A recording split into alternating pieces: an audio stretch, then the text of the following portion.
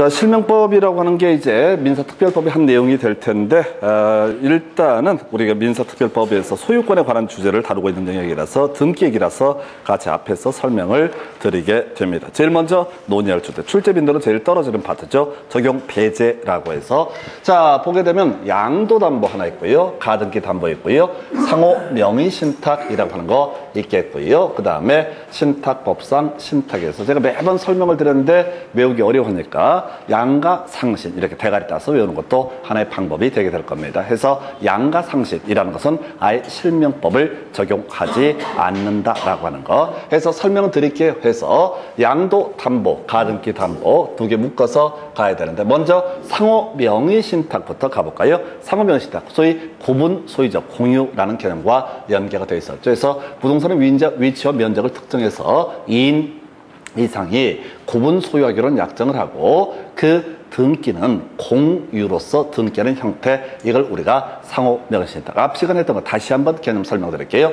자, 이 등기부를 보면 갑이 60%의 지분, 을이 40%의 지분으로 등기가 되어 있는 상태이다 라고 이렇게 전제를 하고요. 자, 그런데 실질적으로 갑이 얼마? 600평, 1000평 중에 600평을 배타적으로 사용하고 있고 을이 400평을 배타적으로 사용하고 있는 이런 공동 소유 관계, 이걸 구분 소유적 공유, 상호 명의신탁이라고 정의를 하게 됩니다. 자, 이거는 실체 권리 관계는 공유라고 되어 있고, 등기부는 공유로 되어 있고, 실체는 단독 소유처럼 취급을 해. 그래서 실체 관계와 등기부가 불일치함에도 불구하고 이 등기를 어떻다? 유효한 것으로 해석을 하게 된다. 그래서 유효하기 때문에 뭘 할 수 있다?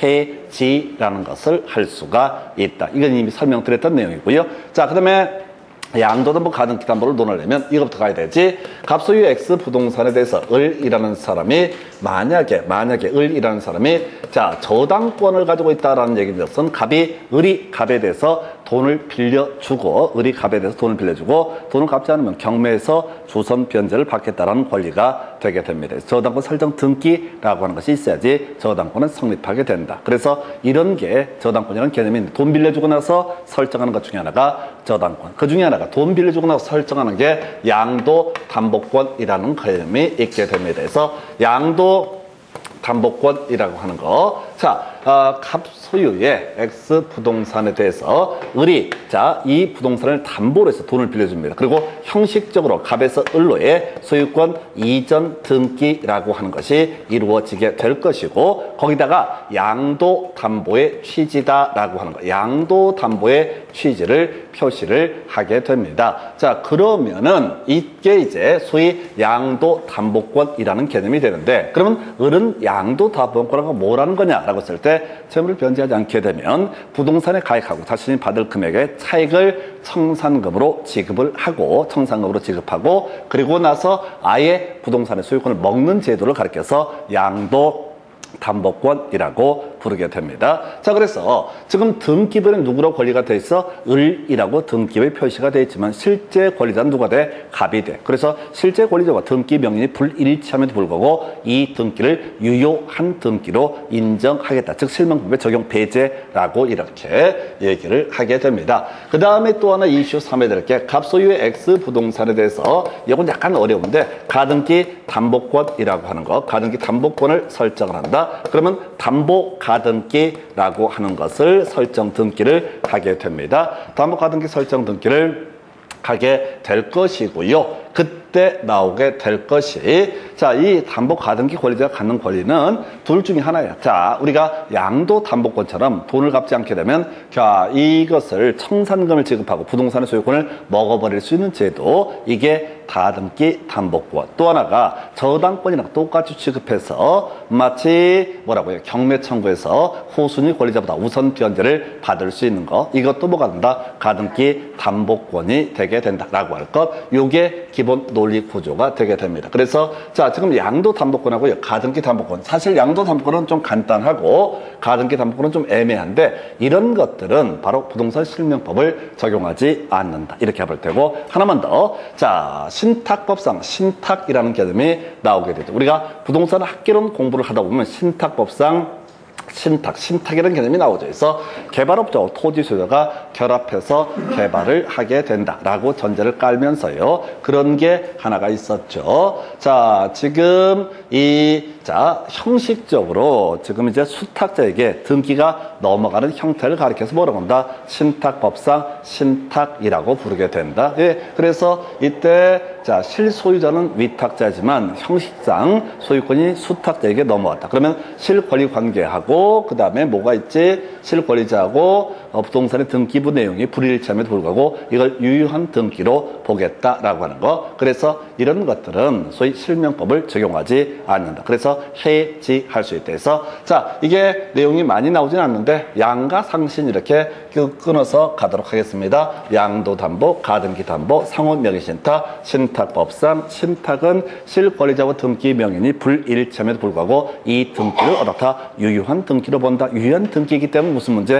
해지라는 문제가 발생되게 된다 해서 양가 상신 이런 식으로 해석을 하게 됩니다. 그래서 이게 첫 번째 포인트. 두 번째 거의 안 나오는 주제인데요.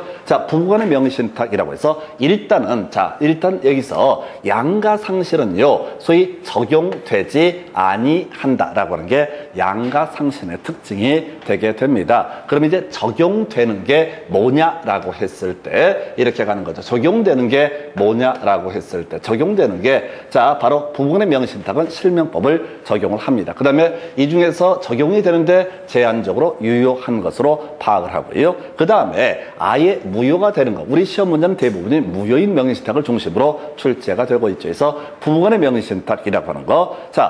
배우자 이름으로 등기를 하게 됩니다. 그러면 실권리자와 등기 명인이 다르다라고 할 것. 그럼 원래 무효로 봐야 되는데 조세 포탈 등을 목적으로 하지 않는다라는 전제가 쌓이게 되면은 이때는 뭘 할 수 있다? 바로 일단은 유효한 것으로 본다. 주의하실 게 부부간의 명의신탁도 일단은 실명법을 적용을 하긴 합니다. 적용을 해서 부부간의 명의신탁은 일단 뭐로 봐야 돼? 무효로 봐야 됩니다. 그런데 조세 포탈 등을 목적으로 하지 않는다라고 전제가 쌓이게 되면 이건 특별히 어떻다? 유효한 것이 될 수가 있다라고 해서 결론만 기억하는 거죠.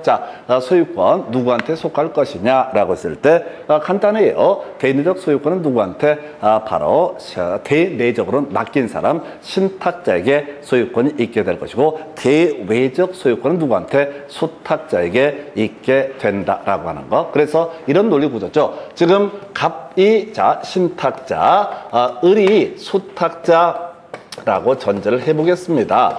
그래서 누가 여기다가 불법적으로 건물을 짓네? 그러면 이때 소유자 누구니까? 외부에서 봤을 때 소유자는 수탁자니까 수탁자가 이 사람에 대해서 소유물의 반환 청구라든가 혹은 뭘 주장할 수 있다? 소유물의 반환 청구라든가 혹은 건물 철거 청구를 누가? 수탁자가 주장을 할 수가 있다. 이런 식의 논리고 대외적 소유권은 누구한테 있다? 명의 수탁자에게 있기 때문에. 그러니까 이런 명의신탁 얘기를 하려면 사실은 뭐가 전제가 되냐면 소유권에 대한 물권적 청구권이 완벽하게 소화가 돼 있어야 돼.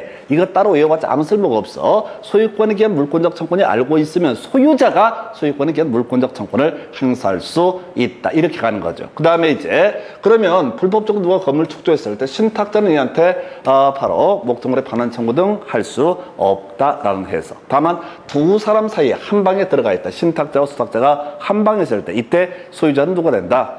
신탁자가 소유자가 되게 된다라는 개념 이렇게 해석을 하게 됩니다. 그래서 소유자는 소유권에게 물권적 청구권 행사할 수 있다 이렇게 해석을 하게 됩니다. 이런 문장을 외워서는 쓸모가 없고 이건 사례형으로 구성이 될 테니까 일단은 누가 소유자는 이걸 찾아보는 게 포인트. 그 외에 이거 유효하다고 했으니까 뭘 할 수 있다? 해지할 수 있다. 명시적 약정의 해지를 원인으로 해서 수탁자에서 누구한테? 신탁자로 소유권 이전 등기를 할 수가 있다라고 하는 거. 해서 양가상신 하나 적용이라는 표현트가 나오게 되면 적용이라는 표현트가 나오면 적용하지 않는 거 양가상신이라고 하는 거 이게 첫 번째 이슈가 되게 될 테고 제한적 유효라고 해서 제한적 유효라고 해서 부부간의 명의신탁 결론만 기억하십니다. 대내적 소유권 누구한테?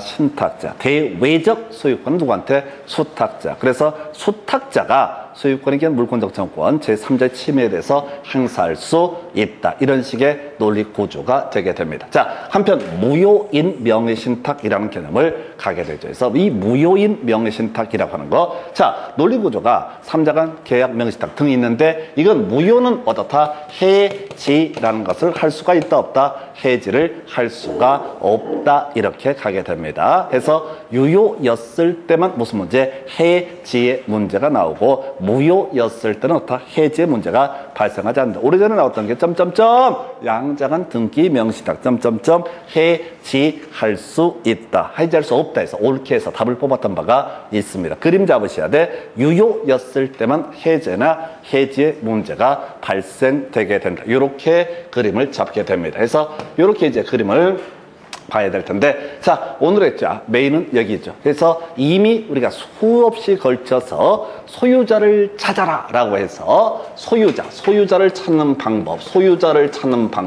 알붐의 모경수에서 알았다. 그 다음에 부탁한다 라는 명제가 있게 되면 누가? 매도인이 소유자가 된다. 몰랐다. 그다음에 경매라는 거 누가? 수탁자가 소유자가 되게 된다. 그래서 알붐의 모경수. 그러면 여기서 같이 나오는 주제가 뭐야? 소유자는 소유권에 대한 물권적 정권 행사할 수 있다. 내가 소유자인데 딴의 이름으로 등기가 돼 있으면 어떻다? 등기 말소를 청구할 수 있다라는 얘기. 이게 소유권에 대한 물권적 정권과 맞물려 있는 주제. 자, 그래서 일단은 제일 기본 시험 지문 구성할 때 그냥 깔아버리는 거. 약정은 뭐가 된다? 무효. 이렇게 외우는 거야. 약정은 무조건 무효. 닥치고 시험 지문에서 틀린 것을 고르셔야 할 때 가슴 아픈 얘기를 하고 약정은 유효. 이렇게 던져. 약정은 무조건 뭐가 된다? 무효가 된다. 우리가 앞에서 그거 있었잖아. 이중매매 척크가 항상 틀린 것을 고르시오. 이렇게 구성할 때 그때 논의의 포인트가 뭐라고 그랬어요? 그때 출제했던 쟁점이, 자, 이 제2매매계약은 무효이고 선의를 따라 제3자 소유권 취득하지 못한다. 근데 지금까지 모든 문제가 틀린 것을 고르시오 라고 해서 유효라든가 틀린 것을 고르시오 취득한다. 이따구로 구성을 했다고. 그래서 자, 지금 이것도 제가 좀 더 분석하면 딱 루틴이 나올 텐데 바빠서 못하고 있고요. 쓰는 것도 힘들어 죽겠어. 그리고 아까 저보고 학개론도 할 거냐고 물어봤는데 하고 싶어요. 근데 할 수 있을지 모르겠어요. 그 전에 죽어버릴 수도 있겠다는 생각이 들어서 학개론 자료도 지금 만들고는 있어요. 지금 투자론 파트 하고 있는데 문제는 제가 수업을 하는 게 중요한 게 아니라 혼자 공부를 하셔야 돼. 공부를 하셔야 된다고. 혼자. 강의가 썩 좋은 게 아니라고 제가 누차 말씀을 드렸어요. 이게 마약 같은 거예요. 힘들어. 책 보면 깝깝해. 인생이 암담해. 그래서 와서 수업을 들어보니까 아주 부드러워. 별거 아닌데 이거 이런 생각이 들어. 근데 공부는 본인이 하시는 거고 죄송하지만은 혼자 양가상신 그리고 유효 해지 이런 훈련들을 좀 하셔야 돼. 텍스트 읽는 거 책도 더럽게 안 읽잖아. 중개사 책 보기 전에 책을 읽은 적이 없잖아.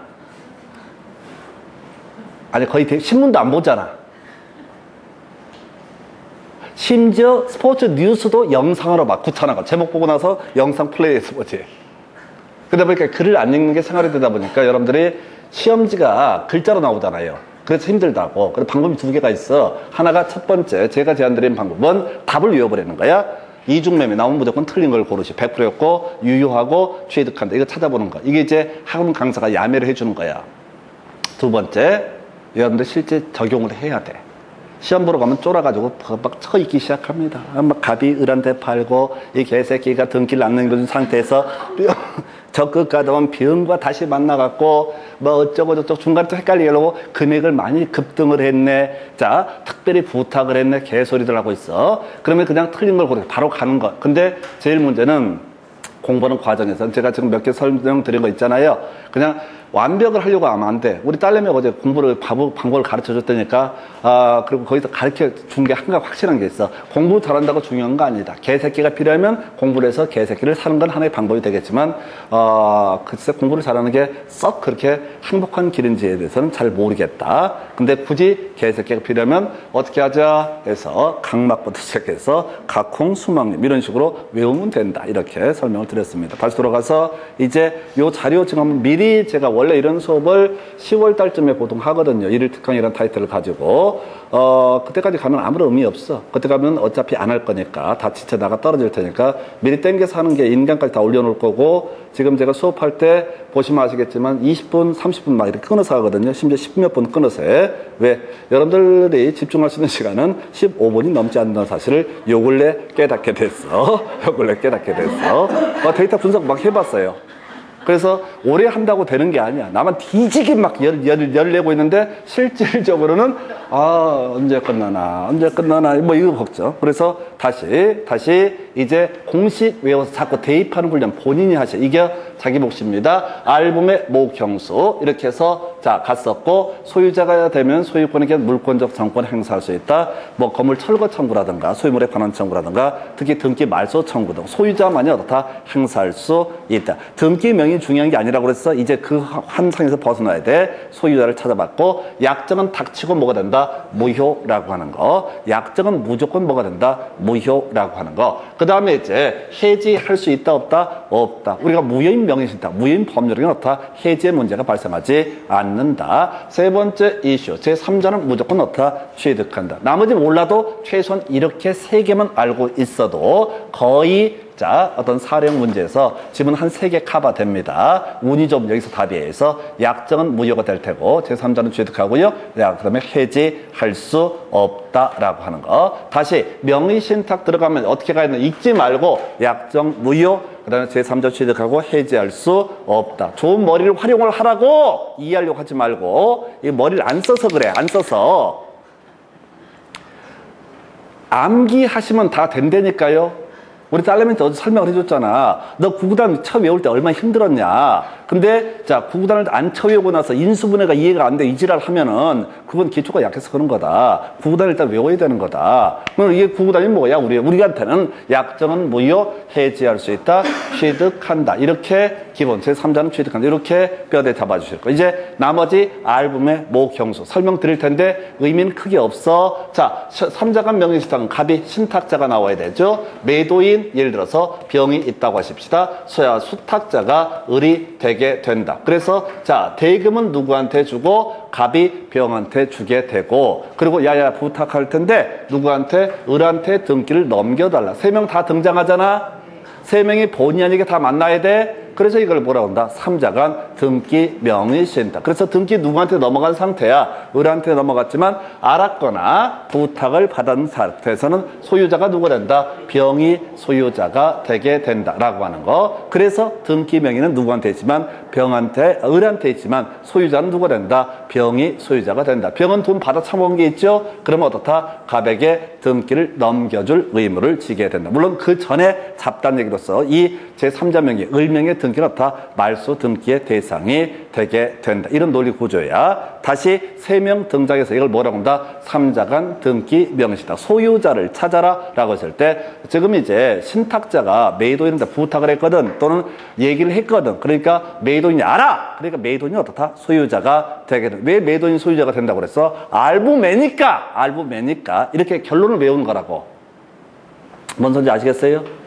왜 수탁자한테 등기가 됐는데 소유자가 매도인일까? 알부매니까. 알았거나 부탁했으면 어떻다? 매도인이 소유자. 이거를 이해를 하는 게 아니라니까요. 법원 판사, 대법관들도 이걸 대가리 싸매가면서 연구를 하는 거라고. 이 문제를 어떻게 해결할 것인가. 그럼 우리는 대가리 따서 외워버리는 알붐의 목형수. 그래서 자 나머지 자 여기서 지금 보니까 알고 있는 경우 부탁한 경우 나와 있죠. 소유자 뭐야? 매도인. 매도인은 자 당연히 등기 찾아올 수 있고요. 대신 신탁자한테 등기를 넘겨줄 의무를 지게 된다. 해서 알붐의라고 이렇게 외우셨고요. 또 하나 계약 명의신탁. 이건 뭐야? 2명만 등장한다는 얘기야. 계약은 청약과 승낙이라는 의사의 합치에 따라서 다 성립하게 된다라고 할 거. 그래서 갑이라는 사람이 뭐가 되게 되고 신탁자가 되게 될 테고 을이라는 사람이 뭐가 된다? 수탁자가 되게 된다. 그래서 수탁자한테 돈을 줘서 수탁자가 병한테 가서 매매 계약을 체결했다. 그러면 이때는 알았고 몰랐고를 떠나서 필드에 나타난 사람 병하고 을만 나오는 거지. 그래서 양자간 계약 명의신탁이라는 용어를 쓰게 될 테고 이때는 자 경우의 수가 교수가 만약에 어떤 이유로 병이 이 사실을 명시되게 약정이 있다는 사실을 알았다라고 하면은 설령 등기가 수탁자한테 넘어갔다라고 할지라도 소유권은 누구한테 있다? 바로 매도인 병한테 있다. 그럼 법률공인 정리해 보십시다. 현재 소유자 누굽니까? 병입니다. 근데 등기가 누구한테 가 있어? 자, 을한테 가 있어. 그럼 이건 무효인 등기니까 말소 등기를 청구하게 될 것이다. 대신 지가 받아 처먹은 건 있잖아. 그 돈은 어떻다? 부당이득이니까 을에게, 을 수탁자에게 어떻다? 반환을 해야 된다. 이게 바로 계약 명시택에서 매도인이 악의인 경우, 그 다음에 계약 명시택에서 매도인 선인 경우 똑같은 그림인데 얘가 전혀 이 내막을 몰랐다. 그러면 등기 누구한테 넘어갔다고요? 수탁자한테 넘어갔죠. 자, 몰랐으니까 수탁자가 어떻다? 소유자가 되게 된다. 수탁자가 소유자가 되게 되면 이 수탁자는 그냥 이 돈만 누구한테 갑한테 반환하는 건 별개의 문제로 그냥 부동산의 소유권 자체를 온전하게 취득을 하게 된다. 이 정도로 끝나는 거예요. 그리고 제일 까다로운 게 문제 구성할 때 경매에서 이런 말이 나와. 되게 복잡스럽게 엄청 길어. 경매를 가려면 뭐 경매 청구도 해야 되고 복잡한. 경매 나오면 무조건 누가 다 수탁자가 소유자가 되게 된다. 지문 읽지 마. 지문 막 보다 보면 이게 수탁자가 소유자가 돼야 되는데 수탁자가 애초부터 싸가지 없던 새끼였고 애초에 이 사람이 수탁자라는 사실을 지나가는 과명의사 박문수는 알고 있었다. 이렇게 던져준다고. 그러면 알고 있었네? 이게 속으면 안 돼. 경매는 무조건 과정을 보지 말고 다 수탁자가 법원이 매도인이거든. 경매에 있어서 매도인의 지위는 누구한테 있다? 법원이 매도인이. 법원이 어떻게 하냐고. 저 새끼가 딱 법정을 오는데 쟤는 위에서 보니까 명예신탁 하는데 이걸 어떻게 거물이 어떻게 하냐고. 그래서 법원은 알 수가 없으니까 다 선의로 봐서 수탁자라고 하는 이걸로 끝나가시는 거야. 대신 가장 기본적인 약정은 무조건 뭐가 된다? 무효. 약정은 무효. 제3자는 취득하고 그 다음에 해지할 수 없대서 알붐의 모경수. 자세히 보지 마. 그냥 알붐의 모경수라는 틀에다가 이게 알았냐, 부탁이 있었냐, 몰랐냐, 경매냐 이렇게 해서 그냥 소유자를 바로 치고 들어가셔야지. 그래야지 1분 안에 한 문제를 풀 수가 있어요. 그걸 일 없이 무슨 관계가 어쩌고 저쩌고 놀고들 자빠져 있네. 그 특히 경매 관련해서는 문제 구성하는 걸 보게 되면 한 3분 정도 읽어도 읽을 수가 없게 구성을 해. 근데 또 미련하게 사람들이 또 읽어. 한 2분쯤 읽다가 아이 모르겠다 하고 다음 문제 넘어가. 모질이들. 알붐의 모경수. 그러니까 명의신탁 얘기가 나오면 쫄지 말고 첫 번째 키워드가 뭐야? 적용. 안 하는 거 4개 있었죠? 양가 상신이었나? 양도담보, 가등기담보, 상호명의신탁, 그 다음에 신탁법상신탁. 이건 적용하지 않는다. 부부간의 명의신탁 얘기가 나오면은 이게 포인트. 대내적 소유권은 신탁자, 대유적 소유권은 수탁자라고 하는 거. 그래서 소유자가 누구냐가 나왔으니까 소유권에게 물권적 청구의 문제. 그리고 해지할 수 있다. 특별한 이슈. 해지할 수 있다. 그리고 무효인 명의신탁은 그냥 알붐의 모경수. 근데 문제 풀어갈 때는 약정, 무효, 해지할 수 없다. 그 다음에 제3자는 닥치고 소유권을 취득한다. 요 3개는 기본 세팅이 되셔야 돼. 그럼 지문 속에서 거의 2-3개가 튀어나와요.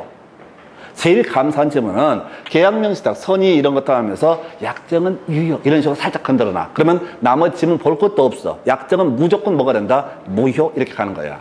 그러니까 내용을 알고 답을 미리 분석을 하고 들어가잖아요. 지문을 읽으면 1분이 안 걸려. 여러분들 공부가 안 돼 있으니까 모르니까 혹시 읽다 보면 알 수 있을까 하는 기대에 차서 쳐있기 시작하면은 이게 문제가 알았던 것도 헷갈려 버려요. 그래서 거꾸로 가셔야 돼. 그래서 명의신탁 나오면 무조건 약정 찾아봐야 돼. 그런 거 나오면 진짜 제일 어려운 문제 형태거든요.